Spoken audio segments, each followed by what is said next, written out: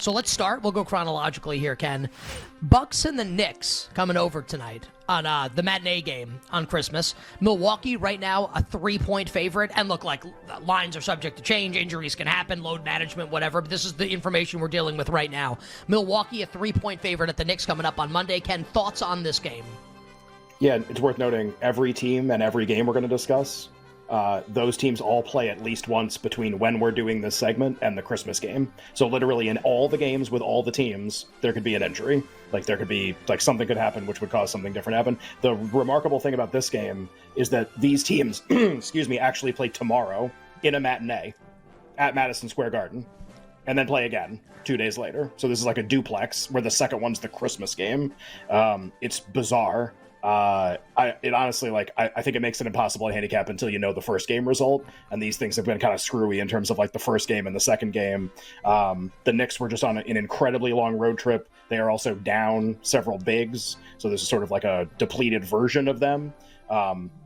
A split would be a miracle for them, honestly, in these two games. One thing I will say, like, if the point spread starts to get even like more than a possession, more than two possessions, I also had a live angle that I was successful with last night on this, where I've started to play Bucks opponents back to like sub 10 margins of victory in games because they don't defend at all, and teams tend to, like, you know, if they're up 12-14 in a game, it tends to compress back down to like multiple possessions at the end. They never cover big numbers because they don't defend at all. And this was true last night against Orlando, where the Magic were, I think, down like 3-4 at halftime, gets out to like 10-11, and the Magic like try hard their way to a 4-point loss, something like that. Covered the second half, covered live. Could see the same thing in both these Knicks games, and the Knicks would be a team that would kind of like keep trying to put the pedal down and try to play hard. So probably more of a live betting game, basically like betting the Knicks to stay close. Need to see what happens. A bizarre setup, like a first game and then a game on Christmas, is really weird. And Ken mentioning, you know, the Knicks being down a couple of big men, where Jericho Sims is going to miss time. The Walls of Jericho. Sims will miss some time for the Knicks. And Mitchell Robinson now going to be, like, lost for the season. It didn't look like it was going to be that long, and now the Knicks are filing, like, the disability exemption for Mitchell Robinson. So right now it looks like a lot of Isaiah Hartenstein and then some Taj Gibson. It's like a bizarro world version of Mambo number 5. A little bit Isaiah in my life. Little Taj Gibson down low in the post. So the Knicks are going to have to do something in terms of a big man here because they're going to be up against it in a big way. My thought is, Ken, as a Knicks fan, is that the Knicks will keep this game really close and then find a way to lose at the end. So I agree with you, man. If like the point spread's going to get like bet out here, the Knicks to cover and Milwaukee to win. The Celtics and the Lakers in Los Angeles. And Ken, we have a betting market for this game, and it's Boston as a short road favorite. The Celtics a 2-point favorite right now at the Lakers. I'm guessing that maybe you like Boston in the game, but tell us kind of what you think of Boston and the Lakers. Yeah, I mean, I just think there's, you know, there's some stuff that's going to get figured out. Like, do I expect LeBron and Anthony Davis to be listed questionable every single game? Do I expect them to play in the game? Yes. But the Lakers, who have lost 4 straight, dropped another game last night. Anthony Davis has referred to Saturday's game against the Thunder as, like, you know, a must-win. Like, spoiler alert, I don't think they're going to win. I think the Thunder are going to win, which would set them up to be, like, 5-in-a-row loss. They've been on the road, like, the whole month. This is, like, the first home game since then. It's actually, like, a pretty good setup to play well. They just draw the torture chamber of teams. They're just, like, absolutely, like, if they drew almost anybody else, I'd probably be on them. I kind of agree with the number. Maybe, like, you told me full strength Boston, full strength Lakers, maybe like 2 or 2.5 or 3 instead. But like, I think it's really close. Honestly, and this is going to be like probably the squarest thing I've said the entire segment. I would just bet on LeBron to have a huge game in the game. I don't even know if he's going to play against the Thunder. And I think the team's totally gassed right now. You get a day off between the Thunder game and the Christmas game. I mean, if you think they have any chance to cover, he's been by far their best on-court player. Davis has been great defensively too, but like, overall, LeBron's like a top 8-10 player in the league so far this year, which is pretty crazy. And you're going to need him to just be absolutely insane to have any chance, I feel like. So might play some overs on him, super square. People play LeBron overs on Christmas all the time because he cares. And they're in a rough patch right now. So we'll probably bet the Thunder tomorrow, and then maybe like some LeBron overs in the Christmas game. It's like, yeah, in-season tournament, you get like 2007 LeBron. Christmas Day, you'll probably get like 2007 LeBron. That's how it goes. And at how this point predictable in is that, right? How predictable is that? Like in-season tournament? we're going to be all in. Like, we're going to try really hard to win. They win that game. I'm sure I wasn't the only one who, after they win that game, be like, I can't wait for the next 2 months of like complaining about how long the season is and like all this other stuff that usually goes into the regular season. Like, yeah, they had a goal and they achieved it, and now the foot's off the gas for a while. And this is what happens when that happens. The league's too good. Like, you're going to drop games now when you do stuff like that. What is your favorite prop bet here, Brad? And you may have a couple, but it's for Minnesota's star receiver in the Vikings-Lions game Sunday in Minnesota.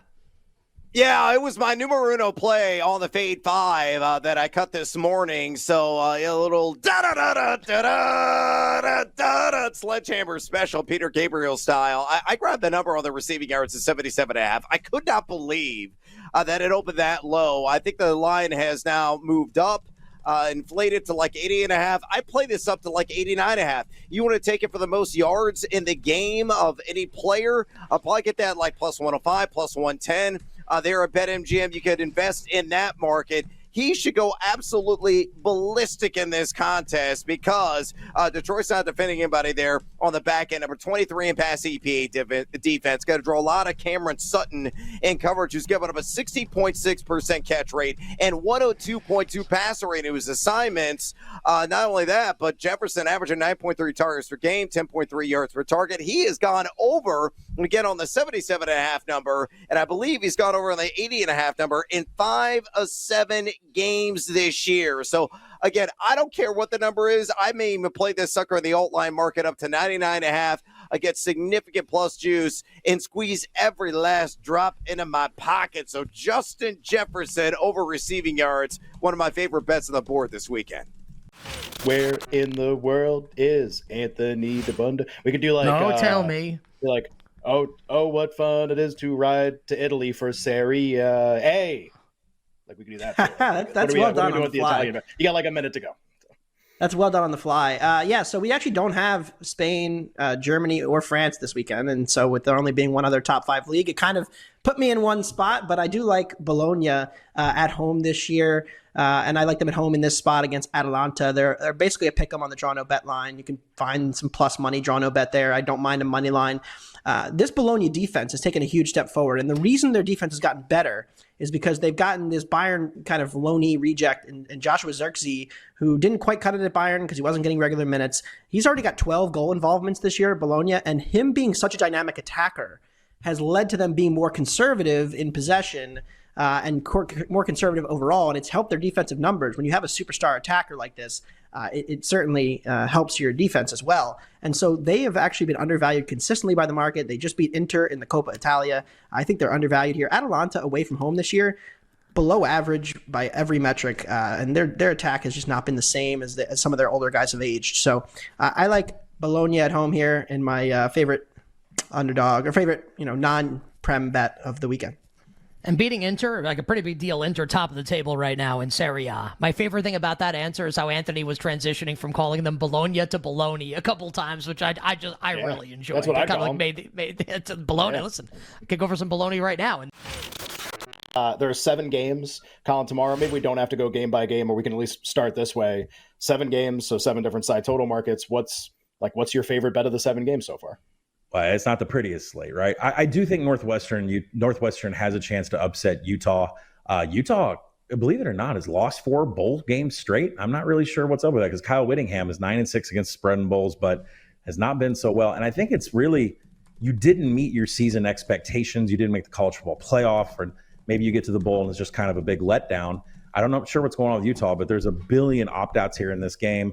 Northwestern, they don't beat themselves. They play sound fundamental football, but the great thing about Northwestern is they're elite in the red zone. Utah is not. Utah's 110th in offensive finishing drive. So if either of these teams get into scoring position, Northwestern certainly has the favor. It's a rock fight. It ain't going to be beautiful, but I'll take the team that's better in the offensive red zone. But you know what? I think Coastal Carolina on the island tomorrow night, late, when we all get to pour our scotch in a single cube, I think Coastal has a chance to win that game outright against San Jose State. I know it's a 12-hour straight flight. I know Coastal's missing a lot of players, but Ethan Vasco, that third-string quarterback, by the way, third-string quarterbacks are mopping up the floor this bowl season. He actually does. He's fundamental. He's good with the football. He's disciplined. He has good passing, and he can run all of Grayson McCall's stuff in the playbook. I like Coastal to cover. I think they could win the Easy Post Hawaii Bowl. All right.